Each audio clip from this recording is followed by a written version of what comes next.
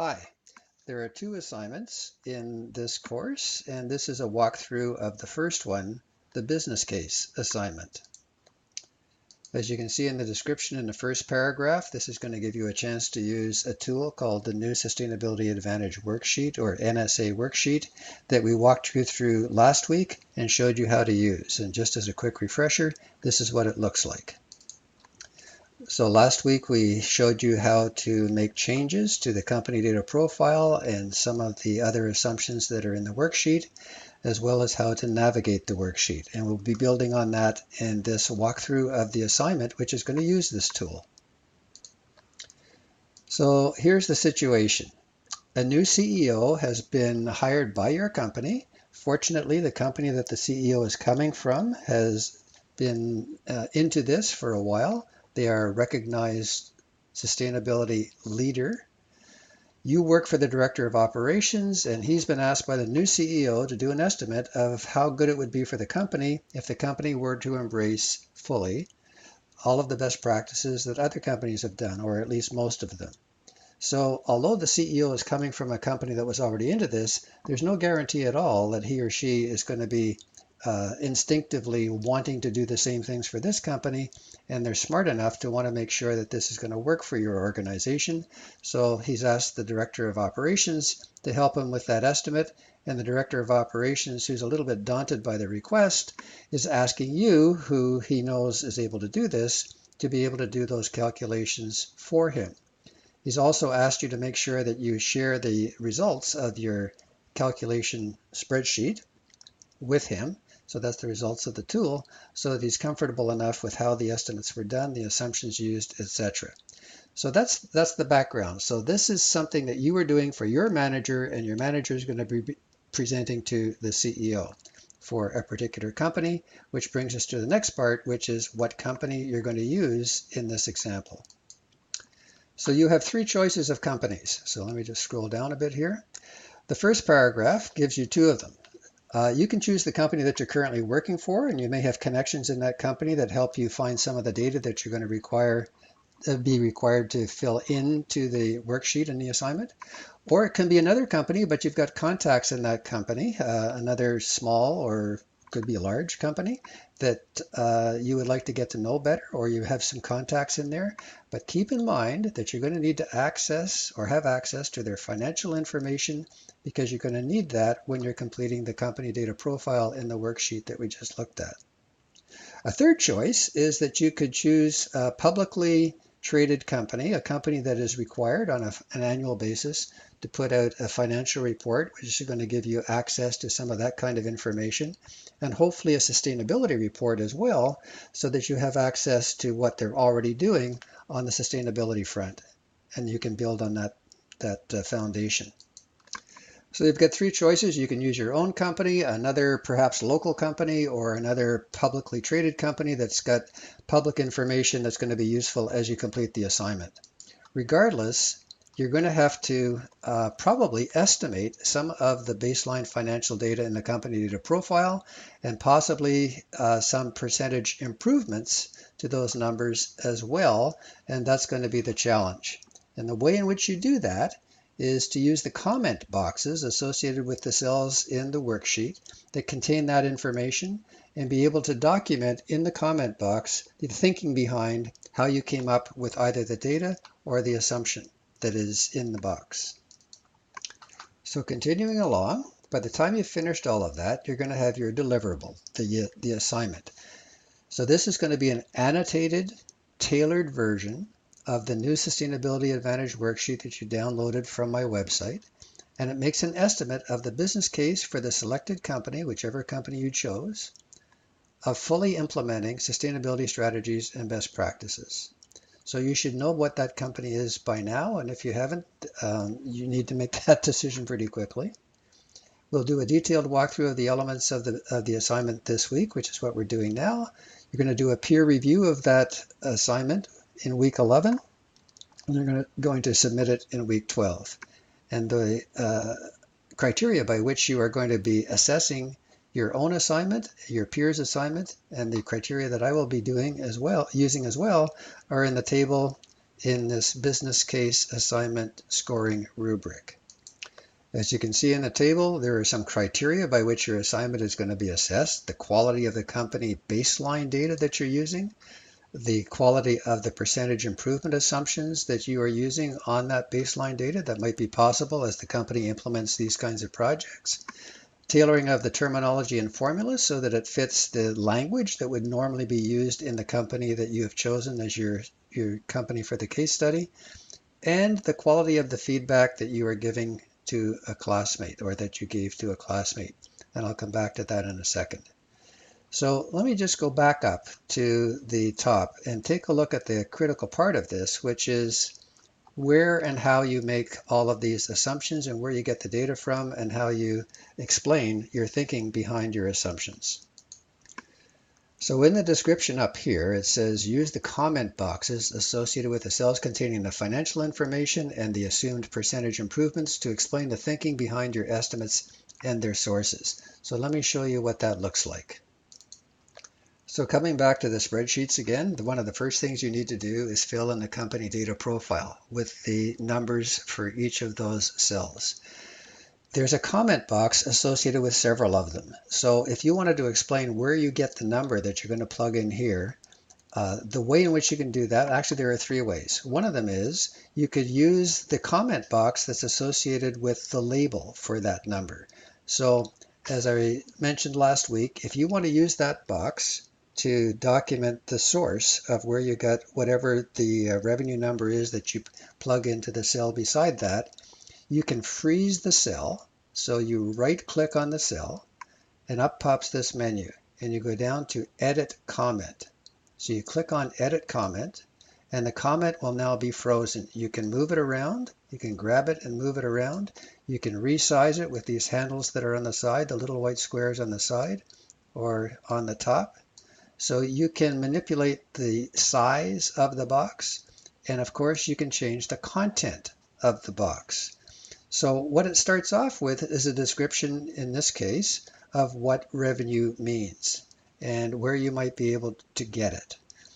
So you can leave that there and you can just put in front of it what it is that you are using as a source for the data. So this is a bit of an audit trail. What you can say is, for example, this number is from the company annual report for 2017, for example, and you can say it's available on its website or something like that. If you want to make that stand out, you can use bold, so you can click on the usual kinds of editing things. And what you've done is you've added that to the box. You can expand the box a bit to be able to show everything and locate it so that it's close to where it was before. And what you've just done is you've documented the thinking behind where you got that number. Why do you want to do that? Because you just want to reassure everybody that you're not making it up, that it's something which is available to anybody who goes to that same source, and they can just verify that what you're using is correct. So that's one way to document your assumption. Another one is to, instead of adding that to the comment, you can just make it the whole comment. In other words, you don't need this anymore as a descriptor. Just take it out, just delete it, and you can shrink the comment whichever way you want, sideways or up and down. And now what you have is a very succinct explanation without the original descriptor of what that cell is all about. So those are two ways to document your assumption. Add it to whatever was in the cell or replace whatever was in the cell with that comment.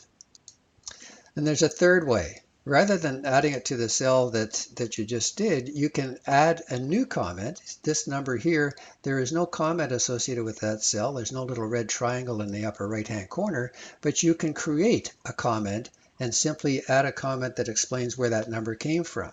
So you can, again, right-click on the cell, and this time go down to Insert Comment.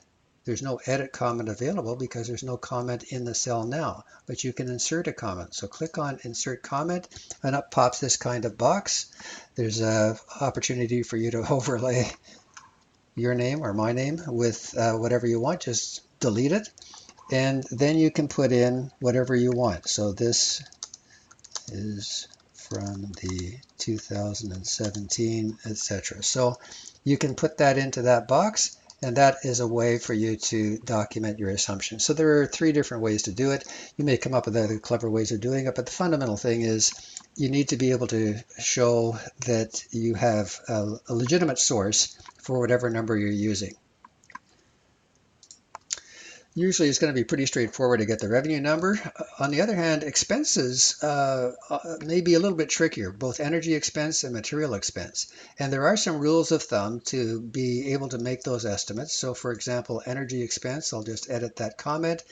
And it says that you can do an estimate based on the amount of revenue the company is getting and use that approach from the kind of research that I did in the New Sustainability Advantage book.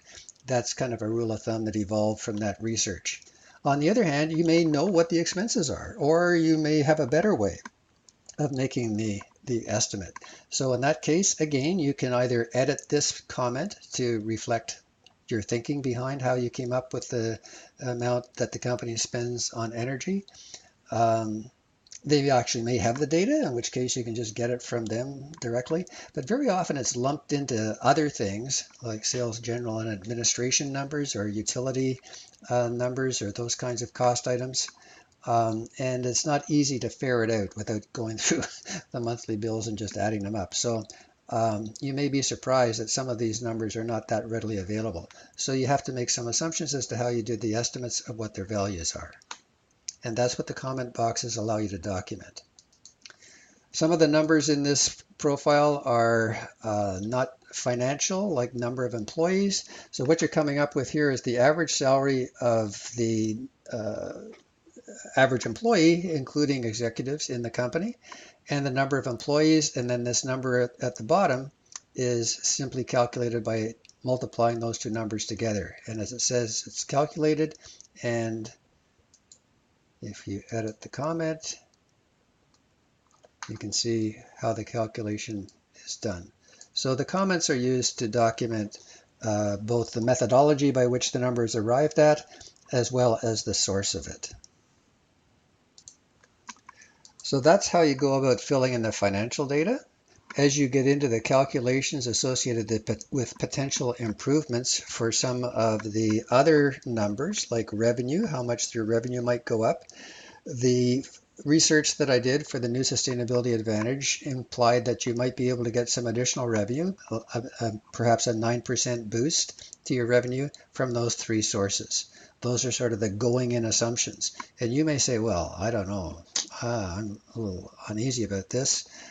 So you may want to change that and put in a different estimate. So you might say this estimate is based on, or it needs to be confirmed by, or so I filled this in as sort of the beginning of how you might justify or explain your thinking behind the number that you use there.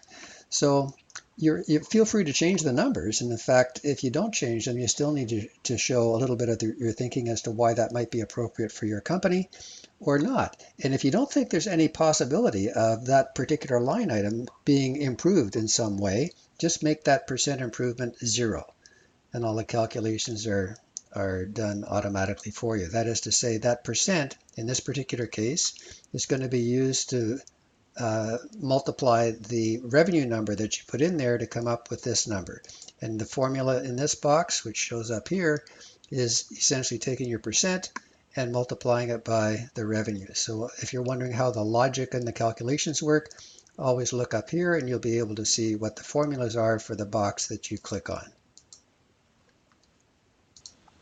So as you get into this, you're going to look for ways in which you can make these estimates of the percent improvement, in this case to revenue, or if I just scroll down a little bit, to savings, or savings with energy or waste and so on. So how the heck do you come up with those estimates? So here are some tips on how you do that.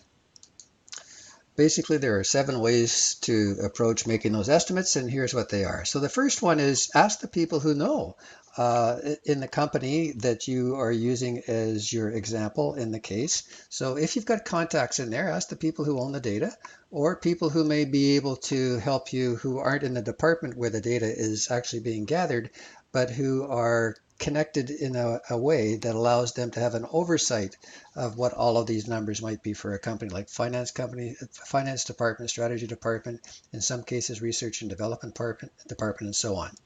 And the way in which you get a door opener there is you can say that the CEO and I were wondering or whatever. In the case of your assignment, you may not have that leverage, but in the real world, sometimes you're doing this on behalf of a real CEO, and that can be a bit of a door opener to the people who own the data. You can also extrapolate from other company experience with similar trends. If they're into lean manufacturing or quality, that kind of thing, there may be some experience there that you can build on, or from other companies in their sector as to what they realized as benefits, or if they're members of organizations that are into sustainability and are sharing examples, they may be able to generalize from some of that experience. You may also want to do some research as to what other companies have done in terms of press releases and reports and those kinds of things. You can use the research that I did and the guidance that's in the worksheet comment boxes as another source, or you can just kind of guess, but explain that you are guessing and that you're not quite sure what it is, but this is kind of a placeholder for this particular opportunity. In some cases, you may just say it's 0. You don't know, and you may find that you don't need it anyway, that the business case is pretty strong even without it, and that gets into the sensitivity analysis. You might try a couple of different numbers and see the extent to which that changes the possible percent profit improvement as a result of that. Some parts of the worksheet are going to be much more important than other parts. You'll be surprised that revenue actually is not that sensitive a contributor to the overall profit, but some of the other numbers are, especially employee productivity. The bottom line is you want to be careful. You want to protect your credibility and be conservative. And the second thing is be careful that whenever you have gotten the data from somewhere, acknowledge the source. For 2 reasons. First of all, to give them credit for it, and secondly, to add to your credibility that the source is the kind of source that would know what that number should be. So those are some overall tips on how you might make these percent improvement estimates in the real world, some of which you may be able to tap into in this exercise as well. And also next week, I'm going to go through each of those areas of benefit, like revenue and waste savings and energy savings and so on, and give you some examples of how companies have been able to accomplish those kinds of benefits. So you'll have a little bit more of my thinking behind where I came up with those estimates in the book. And you'll also have a chance to review the chapters in the book, which go into that in more detail. So although these percent improvements may sound a little daunting to begin with as to whether or not they're appropriate for the company that you're using in your assignment, rest assured that there is a fair amount of information that can back up how these were arrived at. And the other thing is, this is an estimate. It's just an estimate. And this is the world of forecasting. There's no certainty to it. All you can do is do the best to explain how you came to your conclusion. And if people don't agree with that, then they have a chance to question the way in which you made those assumptions or the assumptions themselves. But this is the world of scenario planning. This is the world of forecasting. The degree of certainty, especially these days in the 21st century in the business world, are harder and harder to be confident about. But at least you've got an opportunity here to put a stake in the ground and say, look, we think we can do this. And if we were able to do this, then we'll end up with some benefits that could be attractive. And of course, if you remember from last week, those benefits are all summarized down here, and there's a pie chart portrayal of how they proportionally contribute to the overall profit increase. So you're going to be overlaying all of your company's data on top of the starter set of data, which was for a large manufacturing company, in the original version of the worksheets that you downloaded. So that fleshes out what this paragraph is intended to convey. Regardless of the company you select, whatever company you choose, you will probably need to estimate some baseline financial data and possible percentage improvements to those numbers as a result of the best practices that the company might implement. You use the comment boxes in the way that I showed you, associated with those cells containing the financial information and the assumed percentage improvements to explain the thinking behind your estimates and their sources. And that's what I just went through how to do. So your completed worksheets are the deliverable that you're going to hand in.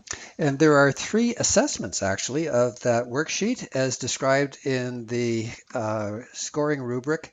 There's a reference to one of them being an assessment of your assignment from the point of view of a peer before I get to see it. So let's just go through what this is all about in this paragraph down below. So you're going to have a chance to give feedback to a classmate on their assignment before they hand it in, and they will give you feedback to you on your assignment before you hand it in. You're going to meet in week 10 to do that. You can do that meeting any way you want. It can be by Skype, it can be by phone, it can be by email, but preferably in some more personal way than email so that you can actually talk to each other and give each other feedback on your individual assignments. And the feedback is going to use the same criteria that are up above as to how you're doing on the criteria for the assignment.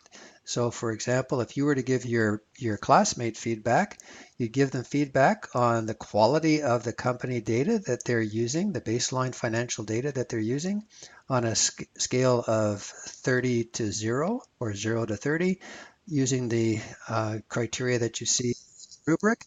And then there's the percentage of the quality of the percentage improvement assumptions, what we just went through in the comment boxes. And again, that's worth 30 points. And the extent to which they have changed the language and maybe even the appearance of the worksheets to conform to the language and maybe colors that are typically used in the company's communications, website, all of that kind of stuff. Just kind of jazz up the worksheet a little bit, but don't spend a lot of time on that. It's just kind of a nice thing. The terminology is more important than the appearance. And the quality of your feedback to a classmate, and that's the part that we're talking about now. So there are 20 points. So that means that you are going to give your classmate a score of 0 to 20 on the quality of the feedback that they gave to you.